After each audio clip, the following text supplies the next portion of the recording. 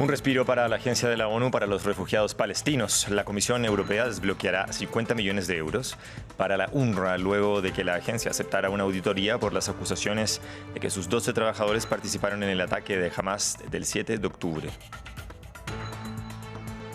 Los restos de Alexei Navalny ya reposan en el cementerio de Borisovo, en Moscú. Familiares y simpatizantes despidieron al líder opositor que murió en prisión. Cientos de personas se reunieron en el sureste de la capital rusa, mientras una muchedumbre coreaba no a la guerra en el cementerio moscovita. La policía detuvo a 45 personas. Kenia y Haití firmaron este viernes un acuerdo de seguridad que le permitiría a Nairobi enviar 1.000 agentes de policía a Puerto Príncipe para hacer frente a la crisis de seguridad que en las últimas horas cobró la vida de 4 policías. ¿Qué tal? Bienvenidos a la revisión de las noticias esta tarde en France 24. Es un gusto estar con ustedes y actualizarlos. Iniciamos con noticias relacionadas con la guerra en la Franja de Gaza. Este viernes la Comisión Europea anunció que liberará 50 millones de euros a la Agencia de la ONU para los Refugiados Palestinos.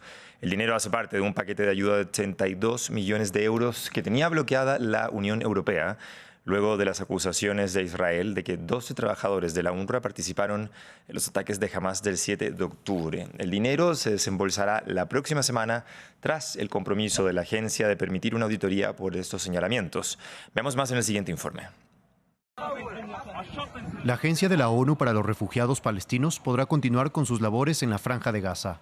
La Unión Europea anunció el desembolso de dinero e incrementará el apoyo para los palestinos en 2024. La Comisión ha decidido proceder a pagar 50 millones de euros a la UNRWA y asignar 68 millones de euros adicionales para apoyar a la población palestina en toda la región, que se implementará a través de socios internacionales como, por ejemplo, la Cruz Roja. La UNRWA se vio sumida en una crisis después de que Israel denunciara en enero que 12 de sus 13.000 empleados estarían involucrados en el ataque de Hamas. Ante la falta de financiación, la agencia advirtió que no podría continuar con su trabajo después de marzo. La Unión Europea revisó su contribución. Ahora deciden liberar los recursos tras un compromiso de la agencia de investigar las acusaciones. Ayuda que se vuelve indispensable cuando la situación humanitaria en Gaza es crítica. Los registros oficiales de ayer o esta mañana decían que había un 10º niño registrado oficialmente en un hospital como muerto de hambre. El sistema en Gaza está, bueno, lo hemos dicho muchas veces, está de rodillas, está más que de rodillas. Todas las líneas de vida en Gaza han sido más o menos cortadas. La poca ayuda que ingresa a Gaza no se distribuye en todo el territorio. Países optan por lanzar suministros desde el aire. Mientras, los palestinos esperan obtener 1 kilo de harina. No hay comida para alimentar a mis hijos, ni hay pan. Llegamos al punto en que estamos comiendo hojas de árboles, estamos comiendo la comida de este burro. Un alto al fuego y el ingreso de alimentos podría frenar la hambruna generalizada, pero el último ataque de Israel podría poner en peligro las negociaciones. Continuamos en Rusia, donde la familia y seguidores del opositor ruso Alexei Navalny se despidieron del líder en un funeral en Moscú al que acudieron miles de personas y 2 semanas después de su muerte en una prisión de alta seguridad en Siberia. En el lugar, una muchedumbre aprovechó el momento y coreó gritos de un alto a la guerra. Alba Santana tiene los detalles. Corearon su nombre hasta el final. Miles de seguidores del fallecido opositor ruso Alexei Navalny fueron a su entierro para despedirse del activista y prometieron mantener vivo su legado. La gente que vino aquí no tiene miedo. Alexei no tuvo miedo. ¿Por qué deberíamos tener miedo entonces? ¿Por qué tantos autos y furgonetas de policía? Toda esta gente está patrullando en los tejados. Y es que 2 semanas después de la muerte de Navalny, su familia y seguidores esperaban con ansias el momento de su entierro, a pesar de correr el riesgo de ser arrestados, ya que el Kremlin ha prohibido manifestaciones en memoria del opositor, ya que muchos de los presentes culpan al gobierno de orquestar su muerte. Para muchos de los que están aquí es importante ver a personas que están de acuerdo en que lo que pasó es terrible y ver que hay muchas personas igual, eso es todo. Entre los miles de dolientes, la madre del fallecido y también los embajadores de Estados Unidos, Alemania y Francia. La gran ausencia, la también activista Yulia Navalnaya, que se dirigió al Parlamento Europeo hace apenas 2 días y que ya no vive en el país. No obstante, Navalnaya aprovechó sus redes sociales para despedirse. Gracias por 26 años de absoluta felicidad. Sí, incluso durante los últimos 3 años, por el amor, por apoyarme siempre, por hacerme reír incluso desde la cárcel y por siempre pensar en mí. Que descanses en paz. Un desenlace triste para el opositor que muchos ya habían vaticinado. Ahora, entre las acusaciones al Kremlin, que este siempre ha negado, a sus seguidores solo les queda mantener vivo su legado.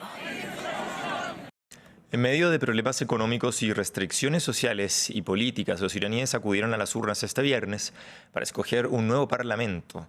La elección es la primera formal desde 2022, luego de las manifestaciones que encrisparon al país tras la muerte de la joven Mahsa Amini. En tanto, el líder supremo, el ayatolá Jamenei, calificó el voto como un deber religioso. Vamos a profundizar un poco más en este tema y para eso contactamos con Said Chaya, director del Núcleo de Estudios de Medio Oriente de la Escuela de Gobierno de la Universidad Austral de Argentina. Said, un gusto saludarte. Gracias por estar con nosotros. ¿Qué tal? Buenas tardes. Muy buenas tardes. Said, los sondeos vaticinan una alta abstención. ¿Cuál es el mensaje que estaría enviando la ciudadanía a los líderes de Irán? Irán está atravesando, me parece a mí, una crisis multidimensional que se ha profundizado especialmente desde la elección del último presidente y se cristaliza justamente en este alto abstencionismo electoral que fue histórico en la elección de Ebrahim Raisi y por lo que parece, lo que hemos visto en los indicadores de las encuestas, parece que se va a repetir. Hay una crisis económica, hay también algunos inconvenientes de seguridad, como vimos a comienzos de enero. Hay también un contexto de represión muy fuerte. A ver, ese espíritu inicial que tuvo la revolución, que fue la alianza de alguna manera entre los clérigos y el pueblo, se está resquebrajando, en el sentido de que ahora hay un presidente, ¿no?, que fue seleccionado de entre los clérigos y es muy afín al sector mucho más conservador. Esto hace percibir a la población que no tiene capacidad para poder intervenir activamente en política, que la política está más bien enquistada en las decisiones que toman los clérigos conservadores, ¿no? Said, ¿a qué se podría referir y a qué apela el ayatolá Jamenei cuando incita a los iraníes a votar para decepcionar a los enemigos? Es claramente un discurso atravesado, me parece a mí, por la cuestión que está viviendo la región.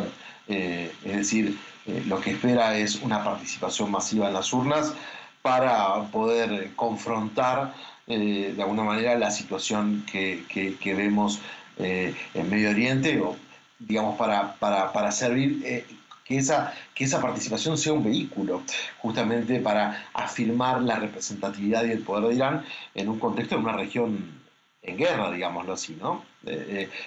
Creo que ese es el principal motivo por el cual el ayatolá está invitando a concurrir masivamente en las urnas, pero me parece que los iraníes tienen la mirada puesta en lo que está sucediendo adentro del país, por lo tanto la impresión es que le van a dar la espalda, ¿no?, en este sentido, en el sentido de la abstención electoral. ¿Qué tanto crees tú que podría influir el bajo apoyo de la ciudadanía a los líderes de Irán respecto, por ejemplo, de su papel en aspectos como la represión de las protestas por la muerte de Mahsa Amini o incluso en el papel indirecto del régimen en las tensiones en Medio Oriente al financiar organizaciones como Hamas o Hezbollah, por ejemplo, en un contexto quizás más externo al país? Sí. Me parece que en lo interior, cuando vimos el escenario que se despertó después de la muerte de Mahsa Amini, pensamos que al gobierno se le iba a hacer difícil poder manejar a la población en las calles y sin embargo vimos que logró, digamos, controlar de alguna manera la situación a través de la presencia policial y de las otras divisiones, digamos, de las fuerzas de seguridad que estuvieron presentes en las calles. Y luego, con respecto al escenario regional, creo que Irán está dispuesto a jugar, digamos, el rol que le tocará jugar a nivel regional, pero vemos como su socio más importante que tiene en la agenda, que es Hezbollah, está huyendo un escenario de confrontación, de conflicto directo con Israel. Por lo tanto, aunque la retórica se juegue hacia afuera, la impresión es que el gobierno iraní quiere también concentrarse en lo de adentro, ¿no? Para ver cómo resuelve este problema de legitimidad, de popularidad y también la cuestión económica, como vos mencionaste al principio. Es un tema complejo con un montón de ribetes también y de dimensiones, así que te agradecemos mucho por estar con nosotros y habernos explicado un poco más acerca de este tema. Estuvimos conversando con Said Chaya, director del Núcleo de Estudios de Medio Oriente de la Escuela de Gobierno de la Universidad Austral de Argentina. Muchas gracias por estar en France. Bien, nosotros continuamos. El primer ministro haitiano, Ariel Henry, se reunió este viernes en Nairobi con el presidente de Kenia, William Ruto, para cerrar un acuerdo de seguridad para Haití. Con este tratado, Kenia espera poder desplegar 1.000 agentes a Puerto Príncipe para hacer frente a la crisis en el país, mientras aumentan los hechos violentos. Ayer, 4 policías fueron asesinados en Puerto Príncipe, mientras cientos de personas continúan abandonando sus hogares. Gabriel Colchel nos cuenta más. El primer ministro de Haití, Ariel Henry, está de visita en Kenia para abordar los problemas de seguridad en su país. Allí se confirmó la firma de un acuerdo de seguridad para poder enviar 1.000 agentes de policía keniana a Haití en una misión aprobada por la ONU. El año pasado, el Tribunal Supremo había declarado inconstitucional este despliegue debido a una falta de acuerdo recíproco. Ariel Henry aprovechó la ocasión para prometer la organización de elecciones en su país. Debido a la violencia no podemos ir a elecciones y una de las cosas que pretendemos es tener elecciones lo antes posible porque necesitamos comicios para estabilizar el país. Necesitamos un gobierno democrático para que la gente venga e invierta en Haití.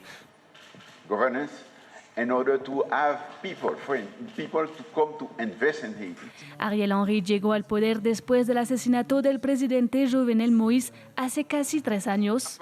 Ya se había comprometido a organizar elecciones e irse del poder en febrero, pero eso no fue el caso. El jueves, un nuevo episodio de violencia estalló en Puerto Príncipe, obligando a cientos de personas a refugiarse en sus casas y otros a abandonar sus hogares en varias zonas del centro de la capital. En enero del año pasado viví en Pernier. Mataron a mi marido delante de mí y me refugié en Carrefour, donde volvieron a incendiar mi casa. Aquí están todas mis pertenencias, todo lo que puedo llevar. Un importante jefe de una banda criminal, Jimmy Cherizier, dijo reivindicar todos los ataques en curso, teniendo como objetivo presionar la salida del primer ministro. Actualmente las pandillas controlan la mayor parte de la capital y solo en 2023 más de 4.700 personas fueron asesinadas en el país según cifras de la ONU. En La Haya, la Corte Penal Internacional rechazó la apelación del régimen político de Nicolás Maduro y continuará con la investigación por crímenes de lesa humanidad en Venezuela. Recordemos que en abril de 2022 la investigación se había detenido debido a una solicitud de inhibición presentada por el gobierno que argumentaba que en el país ya estaban avanzando en el tema. Respecto de la decisión de no aceptar la apelación que comentábamos, el gobierno de Nicolás Maduro emitió un comunicado donde rechaza tajantemente la decisión de la CPI y la tilda de infundada. En el documento agregan además que Venezuela es un Estado soberano capaz de llevar a cabo sus propios procesos penales. Veamos. La República Bolivariana de Venezuela reitera que, como Estado soberano, tiene derecho a llevar a cabo sus propios procesos penales en sus tribunales internos sin injerencias externas. Venezuela sigue dispuesta y en condiciones para investigar y enjuiciar cualquier delito cometido en su territorio soberano. Y cerramos en España, donde miles de personas se reunieron para dar el inicio a las famosas fallas de Valencia. En el lugar, los asistentes aprovecharon la oportunidad para rendir homenaje a las 10 víctimas fatales del incendio del pasado 22 de febrero que arrasó con un bloque de departamentos. Esta tarde, unos incrédulos bomberos encontraron un gato llamado Coco escondido entre los restos carbonizados hace 8 días. El felino finalmente se reunió con su dueña.